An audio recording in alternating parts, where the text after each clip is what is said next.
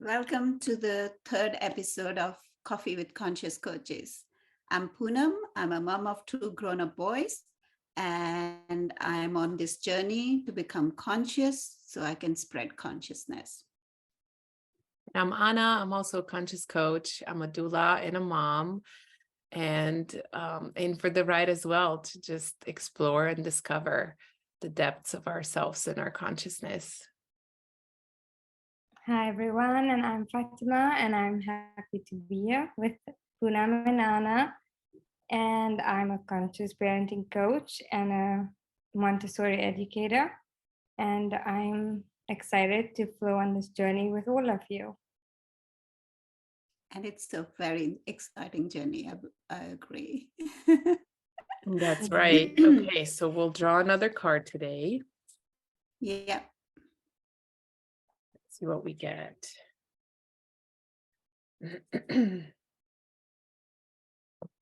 We got a blue one today.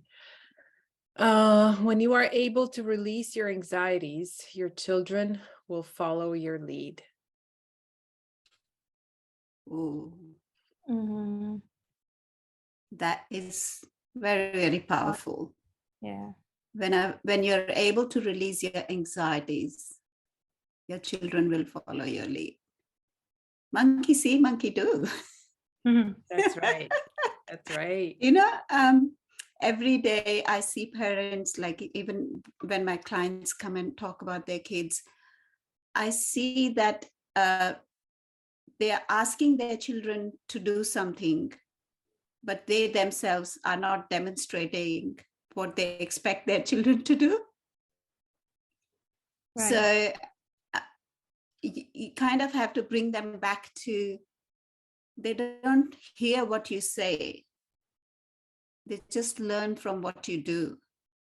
So it's the same thing. Like if you don't want your kids to be anxious, if you want your kids to be not to be fearful, for them to kind of enjoy life as it comes and be in that moment, then demonstrate it.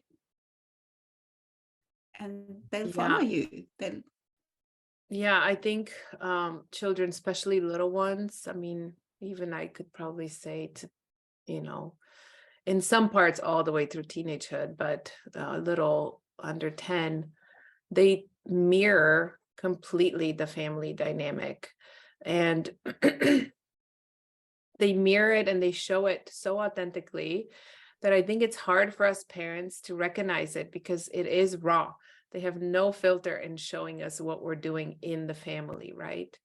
And so then we can't handle it, because if we're not ready to sit with our anxieties, or we're in denial that we even have anxiety towards something, then when the child mirrors that, we'll cut it off, we'll shut it down, because we won't be able to, because we're in denial, so we won't be able to recognize it and own it and admit it. And then the child keeps mirroring and keeps mirroring. And that's also where the beautiful thing is, because once you do realize what's happening and you can sit and look inside and understand what you're made of and which parts of you are anxious and work through them, then your child will mirror back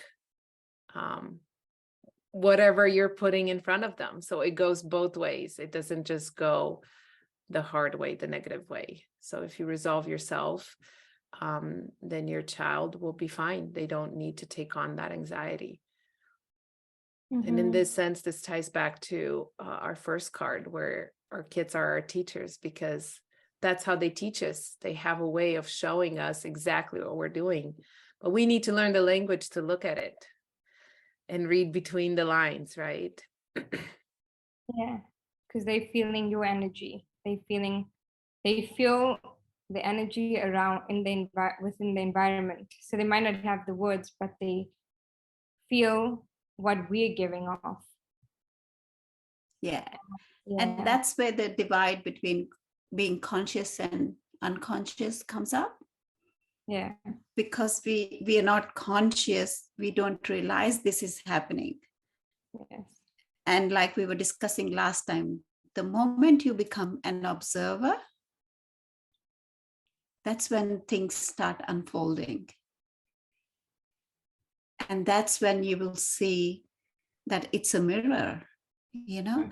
And when you get upset about your child behaving in a certain way, just pull yourself back and just review the situation. If you haven't resolved the same thing within yourself, that's why it's triggering you, and that's why you get upset. Because if you knew how to resolve it within yourself, then you could demonstrate how the child can resolve within themselves. Mhm. You know, so that's the beauty of consciousness.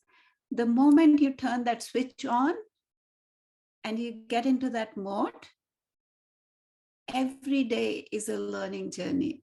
Every day is a beautiful exploration of what comes next within you and within that connection that you have with your child or with other people as well in your family, like even your friends network.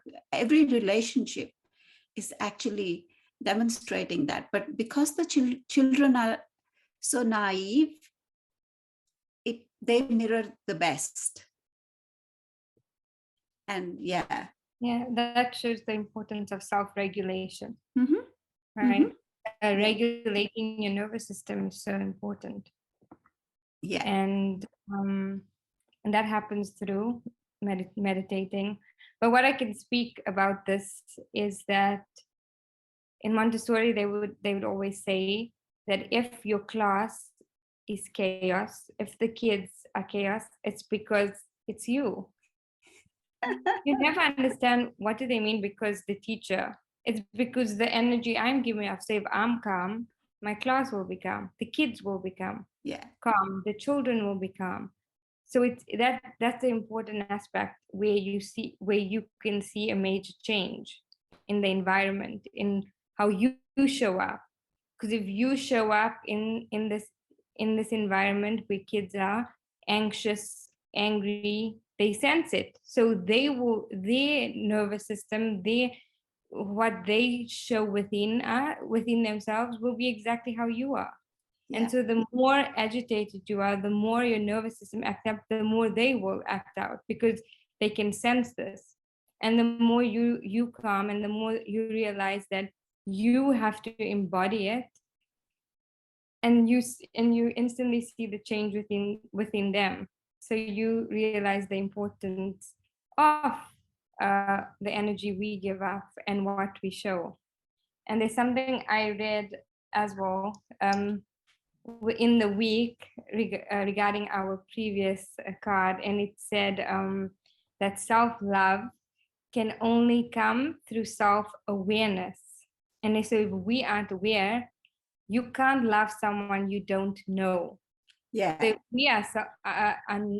we have no self-awareness, how can we, if that goes ties back to, if we don't know ourselves, if we don't know what we're feeling within ourselves, how can we know what the other needs? How can we show up? Yeah, that was that's so a good, beautiful Fati. message. I wrote down a little note of, especially in classrooms, right? Because you have like 18, 20, maybe even more kids. And so Right. you can so easily get overwhelmed if you're not grounded in consciousness. And it's a different world. We have to start thinking about it. The unconscious world is automatic. It's reactive. We don't really have control. We're not thinking, we're not observing, we're just doing. Well, if we step, like you said, Poonam, turn the switch on for consciousness, you can sit with it and you can understand and you can see you're overwhelmed towards the chaos that's happening in a class, let's say. But then you can also remind yourself, I can handle this. They are just a mirror of what's happening in me internally. And I think this happens so often where parents and even teachers, they just get scared of the situation.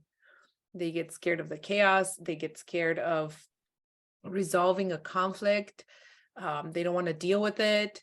They don't know how to deal with it. And that's what makes them scared. And so then we don't have a good way of teaching our kids, of leading our kids into healthy, balanced lives, because all we're projecting and we're sending out is this energy of fear and overwhelm. And then from that, of course, our unconscious self wants to just control and punish and separate. And so if we step back and tap into consciousness and look at it with curiosity again, right? Curiosity is like the antidote of everything. Just be curious. As an adult, you can really, really understand that it changes the feeling inside of you. And then you can come up with solutions. You can get creative, but you can't be creative to come up with solutions in a state of fear. Yeah. And so if we look and you at know it, what? yeah. Sorry. Yeah, No, go no, ahead. you go. Yeah. No, what I was about to say is that if you sorry, That's okay.